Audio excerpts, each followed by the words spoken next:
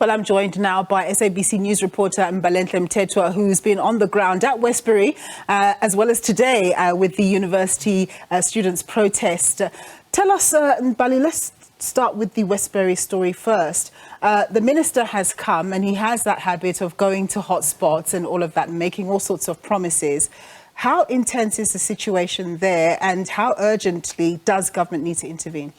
Well, we need to start here and talk to the unhappiness that residents in the area have expressed. You will understand that many of them are on a self-imposed lockdown, given the violence that has somewhat escalated in the area and the shootings, and they're very fearful for their lives. And at this point, they can't even leave their homes, nor even allow their children to play outside. We spoke to one who said that the children, they don't trust their own children to walk back from school. And right now, you had heard residents, when you spoke to them, saying that, you know, they are seeing a huge police contingent around the police station, and they assume that the police were there to only protect the minister. And yet they continue to live in fear of what could happen in their communities with no police in sight. While they do welcome the promise by the minister to bring more boots on the ground, they are saying that, and they are concerned that the police will then leave immediately after calm has been restored. But then you also hear the minister just trying to address those concerns from residents, saying that they will not withdraw all the police immediately after calm has been restored.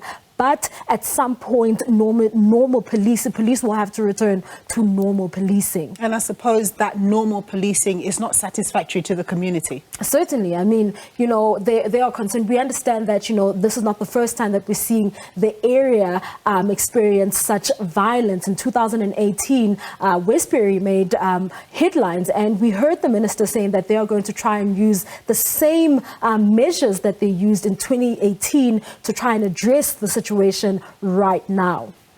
Let's head back now to Johannesburg, where the Wits and UJ students are currently protesting about a number of issues around not getting NSFAS allowances, poor accommodation in terms of the facilities that are being offered and so on. Just give us a broad picture of what the issues are today. Okay, certainly. So UJ students have blockaded the roads in front of the main campus here in Auckland Park.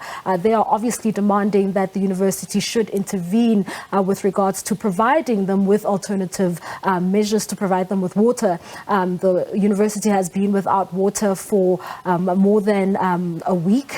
Some say it's as much as 3 weeks, but we would need to then ascertain the length at which they have been without water. But the problem here is that, you know, they feel that the university is badly maintained and that they are not safe inside the different residential areas. They're also concerned about NSFAS's, the financial aid scheme NSFAS's inability to provide or pay out those allowances to beneficiaries, saying that these students are then left without food, because this means that they are not eligible to receive food parcels, given that they get those allowances. But because they haven't gotten those, the children are then going to school starving without having food, and they're also just calling on the university to intervene in that area. Yeah. So when you were on the ground earlier, clearly there was a lot of commotion, and traffic must have come to a standstill because students had occupied quite a big chunk of Empire Road. What were their plans? Were they planning to disrupt traffic, or it was just as a result of what they were doing, moving from one campus to another?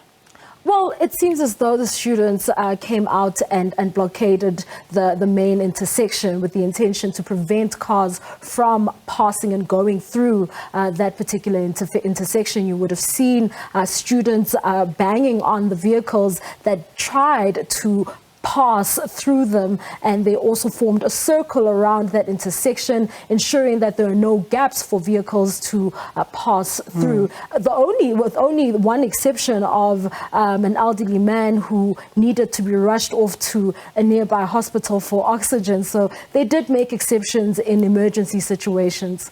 So I presume this is not the last of it. I mean, obviously, until we hear what the authorities are saying about speeding up those payments, providing water, but But isn't the water issue, because we know that in the Auckland Park area there have been water issues, isn't that part of the reason why they haven't, the university hasn't had water? Certainly, that is part of the reason. But what they are demanding is for the university to use all the measures it has inside the university. So they claim that the university has Jojo tanks and has boreholes which are not being used, or they also claim that the pumps at the boreholes are also not in use. So they are calling on the university to ensure that they have resources that will enable the university to supply them with water so that they can also continue with the academic program. Sounds fair enough, especially since they say some of them haven't actually taken a bath. Mbalenhle Mthethwa, thank you very much.